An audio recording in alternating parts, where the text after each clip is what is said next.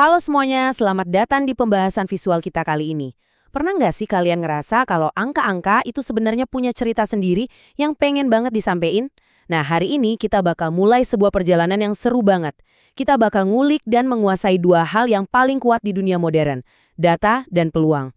Jadi siapin diri kalian, karena kita bakal bareng-bareng ngubah angka-angka acak jadi informasi yang super berharga. Coba deh jujur, pernah nggak sih kalian ngeliat tumpukan data yang berantakan banget di sebuah laporan, terus ngerasa, aduh pusing banget? Tenang aja, kalian nggak sendirian kok. Pertanyaan besarnya adalah, gimana sih caranya kita bisa ngertiin kekacauan ini? Gimana caranya kita nyaring angka-angka yang kelihatannya absurd itu jadi sebuah makna yang beneran bisa kita pakai? Yuk kita bedah bareng-bareng. Buat naklukin itu semua, ini dia peta perjalanan kita hari ini. Pertama, menyajikan data. Kedua, pemusatan data. Ketiga, penyebaran data. Keempat, dasar peluang. Dan kelima, kaidah pencacahan. Langsung aja yuk! Perhentian pertama kita, langkah nomor 1, menyajikan data. Alias, gimana caranya merapikan angka secara visual? Kalian tahu kan, sebelum kita bisa mulai nganalisis angka, kita harus susun dulu datanya biar masuk akal buat mata kita. Nah, bentuk yang paling basic banget itu adalah tabel baris kolom. Di sini, kita cuma fokus ke satu variabel utama aja. Coba deh lihat contoh data pertumbuhan kecambah ini. Dari hari pertama sampai hari keempat, kita bisa langsung nge-track pertumbuhannya dengan jelas. Dari yang awalnya 2 mm sampai jadi 7 mm. Rapi, simple, dan langsung to the point. Tapi gimana kalau datanya agak lebih ribet? Gimana kalau kita punya lebih dari satu kondisi yang harus dipantau barengan? Disinilah tabel kontingensi jadi penyelamat. Tabel buah impor ini nggak cuma ngasih tahu jenis buahnya, kayak stroberi atau kiwi, tapi juga langsung ngecek kondisinya saat itu juga. Berapa kilo yang masih segar dan berapa yang udah busuk. Dengan format kayak gini, data ganda bisa langsung kita pahami cuma dalam hitungan detik. Masuk ke langkah nomor 2, pemusatan data. Waktunya mencari inti dari sebuah data. Kalau data udah tersusun rapi, PR selanjutnya adalah nyari jantungnya atau cerita utama dari data itu.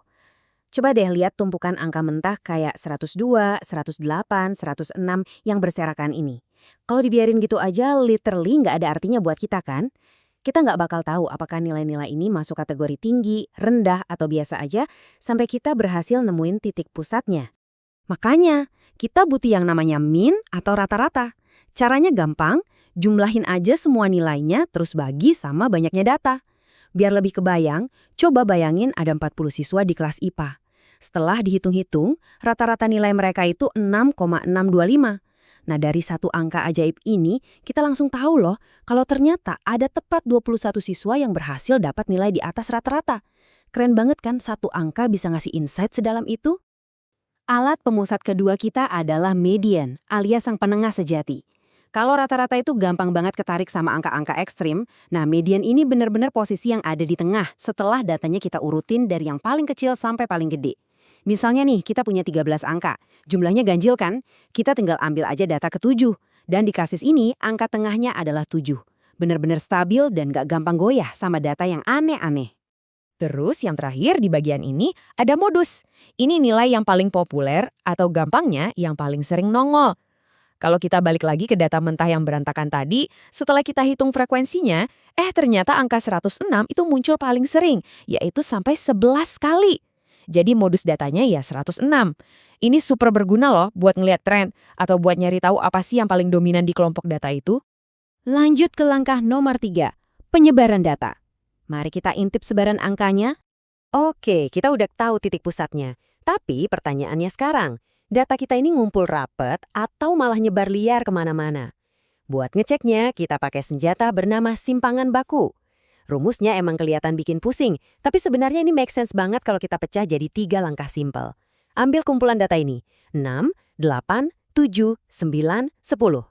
Step pertama, cari rata-ratanya, dapat deh angka 8. Step kedua, kita cari variansinya, yang ukur selisih tiap angka sama rata-rata terus dikuadratin. Dapat deh hasilnya 2. Step ketiga, kita tinggal akar kuadratkan si 2 tadi dan boom, simpangan bakunya adalah akar 2. 3 langkah simpel aja buat ngukur konsistensi data. Langkah keempat, dasar peluang. Waktunya memprediksi masa depan. Kita udah berhasil ngerapiin data masa lalu, sekarang saatnya kita pakai data itu buat memprediksi masa depan, pakai hukum peluang. Aturan main peluang ini ketat banget teman-teman. Nilainya itu pasti selalu ada di antara 0 dan 1.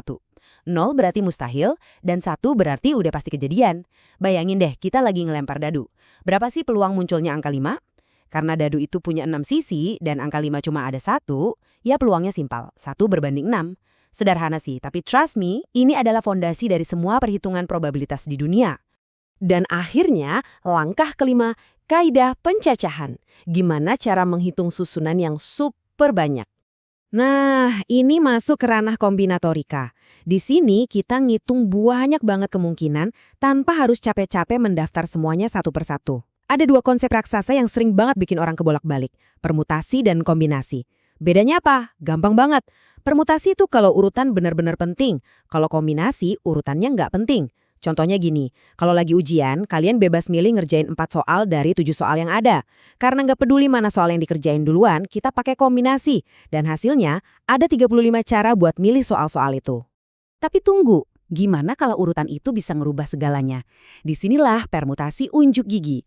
Bayangin, kita punya kata mentari. Ada 7 huruf yang beda semua. Pertanyaannya, ada berapa banyak susunan 4 huruf berbeda yang bisa kita bikin? Nah, di sini kata MENT itu maknanya jelas beda jauh sama TENM kan? Urutan itu segalanya di sini. Coba tebak, ada berapa? Daripada kita pusing nulisin kombinasinya satu-satu pakai tangan, yang ada malah keriting nanti jarinya, kita pakai aja rumus permutasi. Yaitu 7 faktorial dibagi selisihnya yang difaktorialkan. Hasilnya langsung muncul angka 840 susunan berbeda. Bayangin deh seberapa powerful kaidah ini, kita bener-bener bisa ngemat waktu berjam-jam cuma lewat matematika. Dan itulah teman-teman keajaiban dari matematika. Dari yang awalnya cuma tumpukan angka acak yang bikin pusing, kita bisa nemuin pusatnya, ngebaca sebarannya, memprediksi kemungkinannya, sampai ngitung ratusan kombinasi cuma dalam hitungan detik. Nah sekarang pertanyaannya saya lempar balik ke kalian. Setelah tahu betapa bergunanya tabel, rata-rata, sampai permutasi tadi, gimana kalian bakal manfaatin alat-alat ini buat merapikan kekacauan di kehidupan sehari-hari kalian?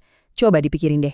Terima kasih banyak ya udah gabung di pembahasan visual yang seru ini, dan sampai jumpa!